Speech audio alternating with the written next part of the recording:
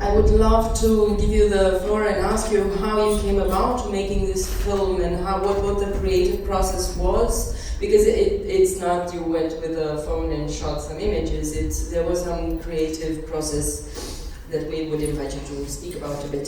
Very good afternoon to all of you, and most importantly, my gratitude to BABEL Festival and my immense gratitude to Review,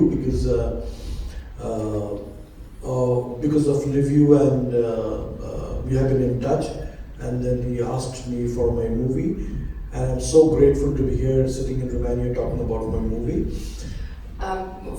Bună ziua, vă mulțumesc, îi mulțumesc lui Liviu în primul rând că mi-a oferit ocazia să particip în acest festival și să aducem și să vă prezentăm acest film.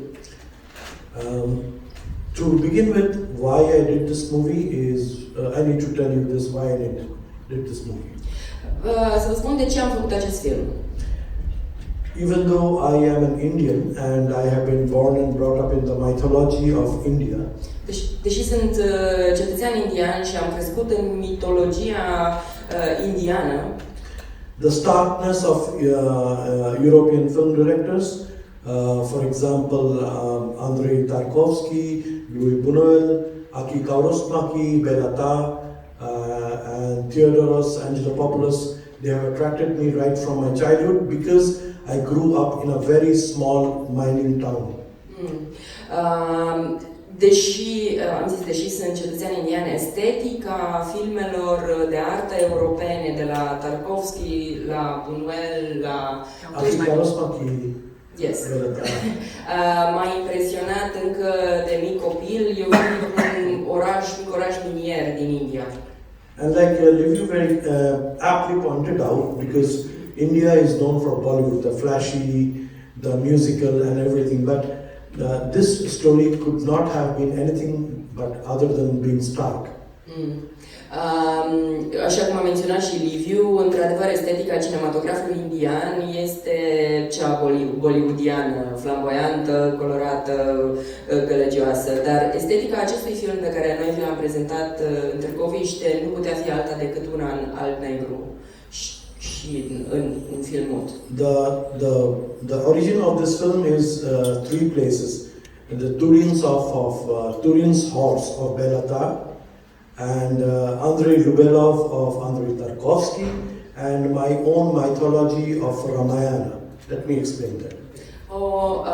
Originile culturale, estetice ale acestui film sunt trei. Le iau invers decât le-a zis. Ramayana, Andrei Tarkovsky și... What was the first one? Andrei Tarkovsky, Bela Turin horse. Betatar.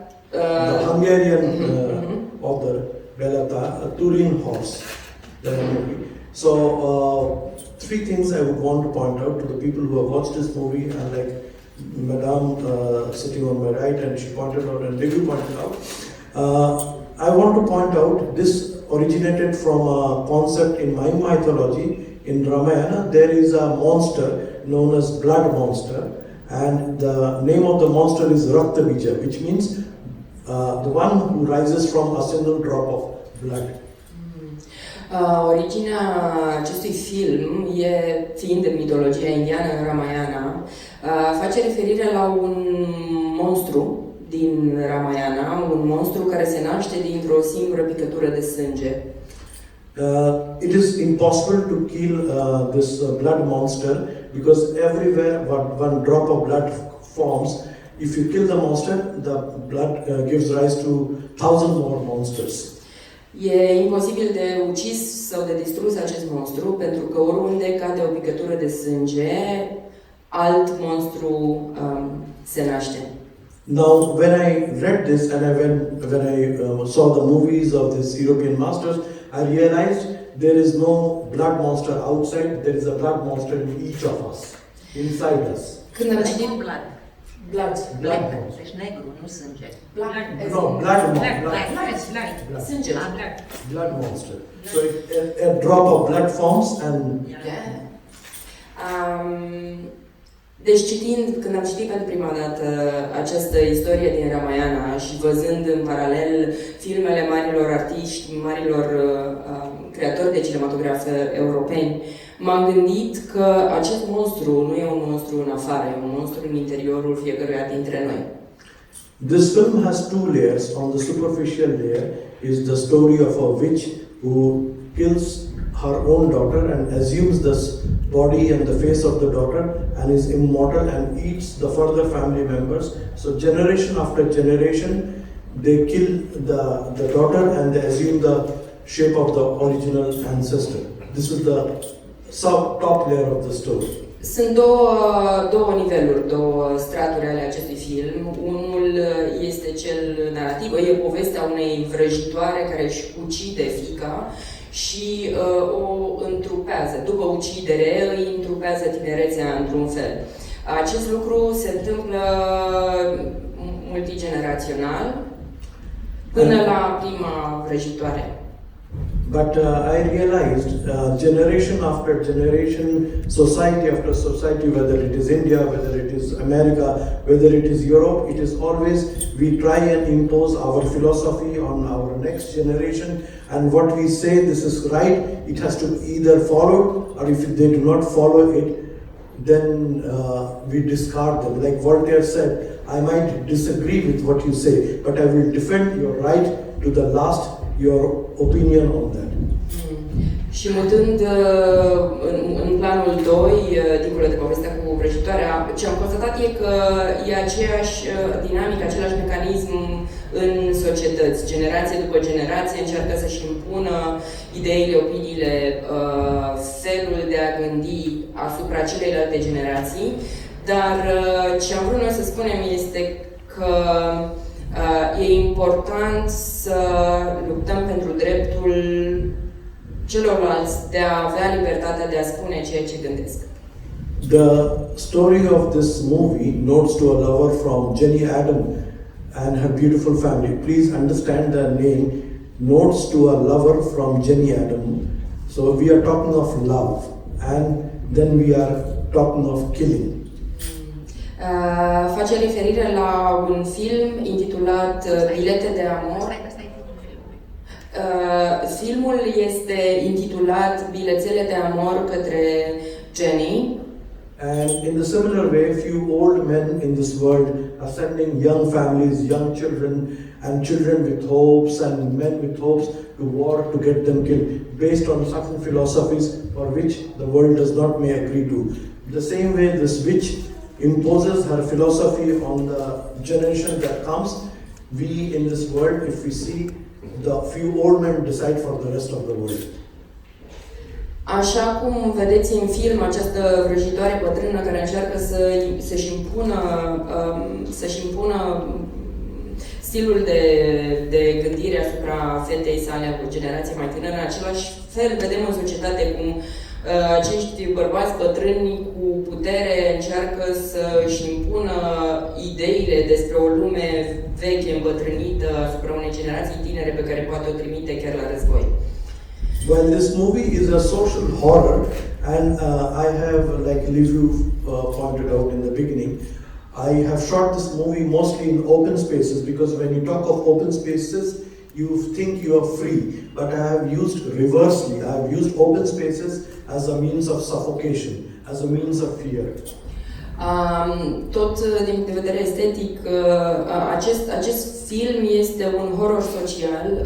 Am filmat, majoritatea cadrelor sunt filmate în afară, în spațiu deschis. De obicei, ăsta e un semn de libertate, însă am încercat să folosesc estetica spațiilor deschise pentru a induce ideea de claustrare, de închidere, de fapt. And many people have asked me, why didn't you shoot in the classic, the current look of 16:9 widescreen? I shot this film to 4:3, which is very short, like a vintage.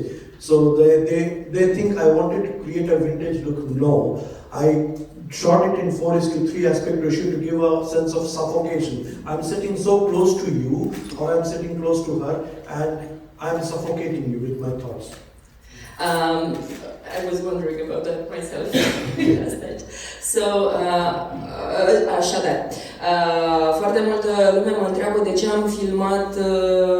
am filmat filmul în 3x4, nu în 16x9, așa cum se filmează acum și cum sunt configurate ecranele pentru cinema.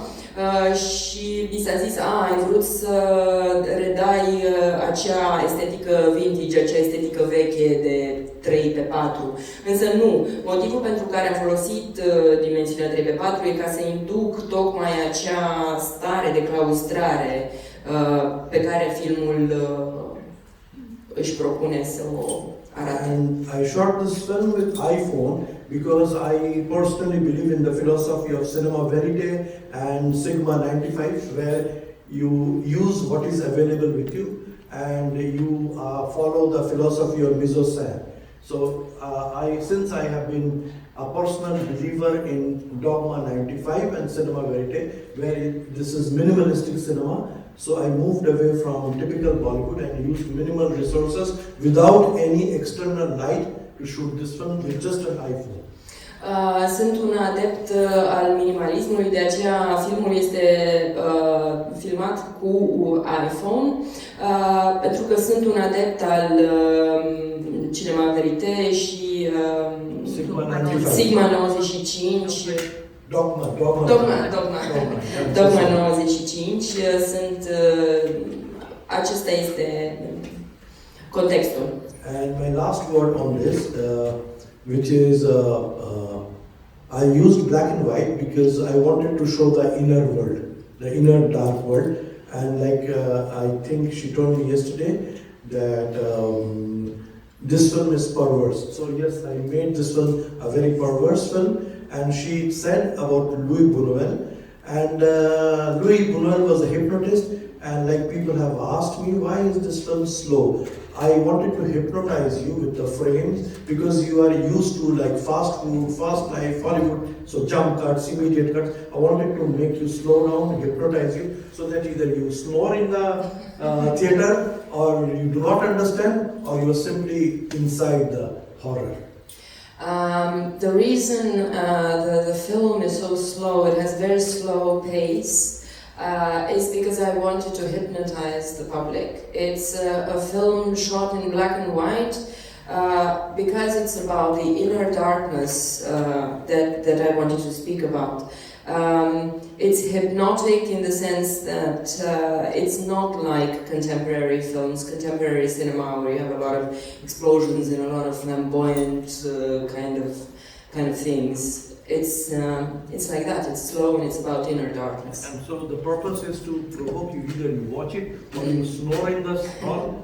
Sensul este să te provoace. Ori o să adormi în sală, ori o să te hipnotizeze și o să te prindă, o să te capteze în ideea acelui întuneric interior. And all the actors in the movie are non-actors. Și ce soartă are acest film, în afară de circuitul festivalier? Este o șansă să fie prezentat în cinematografele din India? Aside from festivals, can this film ever be presented in movie theaters? I think yes. Sau pe platforme, că acum se poate. In theaters in India, no, because I'm saying this with fullest awareness. What I'm saying might be used against me, but the Indian censor is very strong and very juvenile. Very juvenile. So they cannot digest my movies. Okay, this is for theaters. She also asked about perhaps streaming platforms. Yes, streaming platforms are perfectly okay. And we are negotiating with the right streaming platform. I don't want this to be very specific. I don't see this as a Netflix movie. Întrebarea era care e soarta acestui film în afara circuitului festivalier, dacă poate fi prezentat în cinematografe. În cinematografe mi se răspunde că în cinematografe acest film nu și are loc pentru că există un fel de cenzură care e destul de puternică și puerilă în același timp, în opinia regizorului. În schimb, da, probabil că pe platformele de streaming filmul ar putea fi prezentat, însă fără a da nume neapărat, nu e neapărat un film de Netflix, de pildă. And of course, it can be presented in the rest of your theaters in Europe, because Europe as a culture has a lot of openness and adaptability and plasticity. Probabil că ar putea fi prezentată în cinematografie de artă în Europa, pentru că Europa are o cultură și o tradiție de receptare a acestui tip de produs cinematografic. Deci, probabil că în Europa, da, în India nu. And I don't know, maybe this gives me an idea to look for streaming platforms in Romania and the east of Europe. Da, de ce nu? Poate o să încerc să găsesc o platformă de streaming în România sau în Europa de Est. Maybe a pay-per-view. Yes, take it. Am o curiozitate. Just out of curiosity. Când călătorește cu avionul, călătorește cu toate Da, și bijurile. vrei să le scoată. When you fly with all the jewelry, and do you need to take it off when you go through the things? When I fly, it is a big hassle for me because they become tired taking off all the things from me, so I guess. And they said, you sound like a female with all this jingling thing. And Julie, I said, You know, when I'm traveling, even I'm wearing some pants without The belt, belts. and Anything will be. so my movies are very stark, but I am an eternal buffoon, a fool. So a fool is presenting his stark movies to the rest of the world. Let her translate. About the jewelry, despre bijuterii, întrebarea era dacă trebuie să-și dea inelele jos când trece prin porțile de securitate la aeroport. Da, toate bijuteriile. Răspunsul e că la un moment dat autoritatea de transport aerian se satură să-l aștepte să-și le dea pe toate jos și atunci trece cu verificare cu verificare manuală, nu automată prin uși. Bun. Aș vrea să vă mulțumesc foarte mult invitațiilor noștri. I would like to thank our guests. Te mulțumesc. Leave you on a lighter note to further enlighten you. My movies are stark. I made Notes to a Lover and I'm coming in a flashy clothes. The idea is I have been to 5-star hotels and restaurants. So with much fanfare they say, Senor, we want to present you the best cuisine in the house and I'm really hungry and all I see is few drops of salad over here and that they present and with a bill of 100 euros.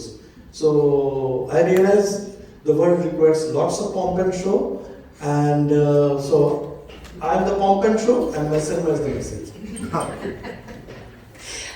Asemenea, ca să glumim un pic, asemenea unui restaurant de 5 stele plus, când ai 3 bobițe în mijlocul unei farfurii și toată povestea costă 500 de euro, mi-am dat seama că e nevoie de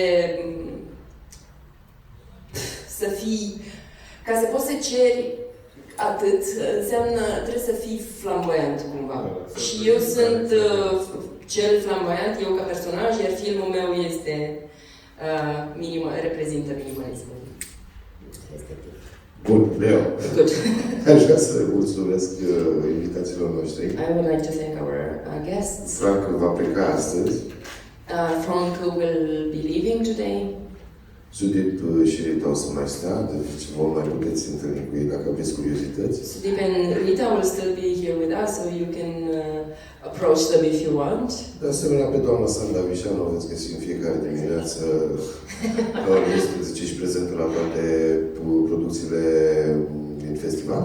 And Mrs. Sanda Vishan, who is here present every morning at 11 and with all the artistic events in the festival. Și vreau să-i mulțumesc pentru astăzi. And I want to thank her for today. Și bineînțeles vreau să-ți mulțumesc și ție pentru ajutorul pe care ne dai zilnic. And I'm being thanked myself for the daily help. Mulțumim. Mulțumim. And a special thanks to her. I really was a little. I was not expecting French fries for dinner, so I was looking here and there. And when she came and talked to me about Louis Buñuel and how she liked the movie a little more than Louis Buñuel, I forgave the French fries. Aseară căutam să mănânc cartofi prăjiți și nu găseam și eram un pic trist și m-am întâlnit cu doamna Visan și mi-a zis că i-a plăcut filmul mai mult decât lui Buñuel. Da. Și atunci am uitat și de necazul cu cartofi. Good. Ok? I will buy your French fries. It's a wrap. Thank you. Bon voyage.